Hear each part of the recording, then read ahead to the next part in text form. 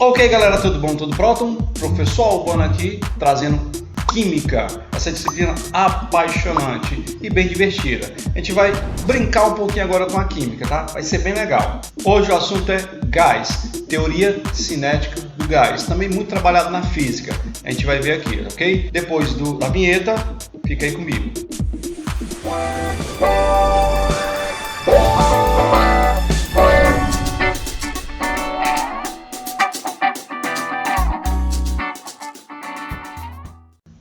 Vamos lá, não esquece de já ir deixando o like, ok?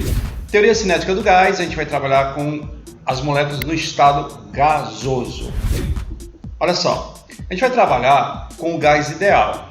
Todas as leis que a gente vai estudar aqui, todos os cálculos que a gente vai fazer, é baseado no gás ideal. Só que o gás ideal, de fato, ele não é tão perfeito assim como a gente vai calcular. É por isso que acontecem alguns erros aí quando se calcula se vai chover, se vai fazer sol. Então, usa-se o gás ideal como cálculo e às vezes dá uma diferençazinha. Mas, no Enem, no vestibular, o gás é ideal. Vamos lá? E quem é o gás ideal? Para a gente começar a entender o comportamento da molécula de gás, estou aqui comparando com outros estados de agregação da matéria, sólido, líquido e o gás aqui. As moléquinas no estado sólidos estão todas pertinho uma da outra, eu costumo dizer que elas estão abraçadas, elas não se mexem. Um sólido só vai se mexer se alguma força externa for colocada, mas a molécula do estado sólido está ali paradinha, abraçadas uma com a outra, muito próximo. No estado líquido já tem um pouquinho de liberdade, não tanta, estão de mãos dadas, são namorados de mãos dadas, tem liberdade, mas não tanto. Molequinhas no sólido abraçado e no líquido estão de mãos dadas. O líquido se mexe um pouco, né? Só não pode sair a molécula de perto uma da outra. Agora de gás não, as de gás estão totalmente afastadas uma da outra, separadas. São tão pequenininhas as moléculas de gás, dentro de um ambiente, de qualquer coisa, de uma garrafa, que elas nem se chocam, muito raramente vai acontecer um choque entre elas. A forma das moléculas e o volume. Galera, moléculas no estado sólido têm forma fixa. Eu vou usar aqui, ó, o V se for variável, se mudar, e F se for fixo, se não mudar, certo? O sólido, ele não muda o formato dele, é fixo. E o volume também do sólido não muda, então fixo e fixo. Líquido, já a forma dele depende do recipiente que eu coloquei o líquido, tá? Então pode mudar, é variável, pode não, vai mudar, é variável. Agora, o volume, o espaço que ele ocupa, não muda, é fixo. Já o gás, tanto pode mudar o formato, depende do recipiente onde ele foi colocado, como vai mudar o volume também. Percebam, moléculas de gás, moléculas átomos de gás, elas estão afastadas umas das outras, como eu falei, sempre afastadas, estão em movimento contínuo. As moléculas de gás, elas não param, tem um movimento cinético contínuo, ficam se chocando contra a parede. Também as moléculas têm facilidade de comprimir e expandir. Sempre a molécula de gás ocupa todo o volume do recipiente que ela está presente. As três variáveis do gás. Variável é coisa que muda. Então eu tenho que conhecer as três variáveis para entender o comportamento do gás, tá? São essas variáveis: pressão, volume e temperatura. Essas três variáveis eu preciso conhecer para poder identificar o comportamento do gás. Pressão P, volume V e temperatura T. As unidades que eu uso em pressão, galera, olha só, vou usar muito a ATM, que é a pressão atmosférica, e milímetro de mercúrio. Podem aparecer outras, mas as que vão aparecer muito são essas aqui. O que aparecer você usa na pressão, na unidade de pressão. Só para comparar uma com a outra aqui, ó, a nível do mar a pressão é de 1 atm. Se eu for transformar em milímetro de mercúrio, essa unidade de pressão, eu digo que a nível do mar a gente está a 760 milímetros de mercúrio.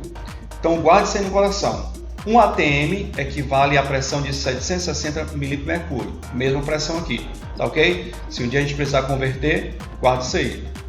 Volume, unidade de volume, volume é mais comum a gente. Litros a gente usa demais o volume em litros, né? Volume é o espaço que um corpo ocupa, lembra disso. A gente usa também ml, 1 litro tem 1000 ml, todo mundo sabe. E o que a gente vai usar pra caramba, a gente não usa muito no nosso dia a dia, é metro cúbico, tá? metro cúbico também é volume. Aqui seria um metro nas 3 dimensões, né? Para deixar mais claro quanto equivale um metro cúbico, galera, um metro cúbico ocupa um espaço de 1000 litros. É muita coisa. Temperatura a gente vai trabalhar em Celsius. Aqui no Brasil a gente usa a temperatura Celsius. E também vai trabalhar em Kelvin, que é a unidade internacional. A diferença aqui em temperatura é porque quando a gente for calcular e vai usar a temperatura, sempre a gente vai usar a temperatura em Kelvin. Olha só, pressão eu coloquei essas duas, mas a unidade de pressão que aparecer você pode usar. O volume, eu coloquei esses 3, mas a unidade de volume que aparecer você pode também usar tranquilamente. Agora temperatura não, a gente tem que usar Kelvin. Então, como algumas questões vão colocar em Celsius, né, para tentar me sacanear, eu preciso entender que a temperatura Kelvin vai ser igual a temperatura em graus Celsius mais 273, ok? Tranquilo, galera. Se a questão dá em Celsius, você pega o valor que está em Celsius e sempre soma com 273. O resultado vai ser Kelvin. E um detalhe, Celsius eu chamo de graus Celsius, Kelvin não. Kelvin é Kelvin e pronto. Tranquilo? Então, a temperatura vai ser em Kelvin, não esqueça. Mais uma vez aqui falando do gás ideal, né? O volume do gás ideal é igual ao volume do recipiente. Falei isso várias vezes já, ok? O volume do gás sempre é o volume do recipiente onde ele está presente. A pressão que o gás exerce é o resultado das colisões das partículas do gás nas paredes do recipiente. Galera, aqui ó, pressão que é inclusive o que mantém o pneu cheio. Falei que as moléculas estão sempre em movimento, a molécula de gás. Então elas ficam se chocando na parede do recipiente e esse choque na parede é o que causa a pressão. A temperatura é diretamente proporcional à energia cinética. A energia cinética é o que mantém as moléculas em movimento. Então, se eu aumentar a temperatura, vai aumentar o movimento das moléculas. Se eu baixar a temperatura, vai diminuir o movimento das moléculas. Galera, aqui ó, um sistema é o que eu estou observando, o que eu estou analisando, né? Se eu tiver com um vidrinho de Becker, analisar o que tem ali dentro, aquele Becker ali no momento é o meu sistema. Então o sistema é qualquer parte do universo que eu estou ali observando, que eu estou estudando, tranquilo? O sistema pode ser isolado, fechado ou aberto. Aqui estão as definições.